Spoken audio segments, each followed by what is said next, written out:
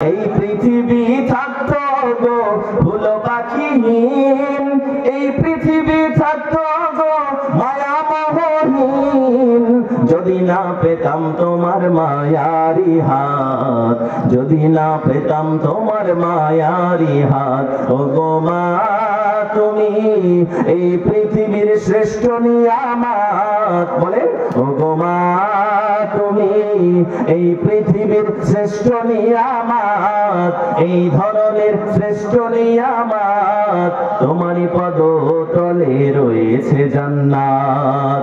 এই পৃথিবী থাকতো গো ফুল পাখিহীন, এই পৃথিবী থাকতো গো মায়া মোহহীন, যদি না পেতাম তোমার মায়ারি হাত, যদি না পেতাম তোমার মায়ারি হাত।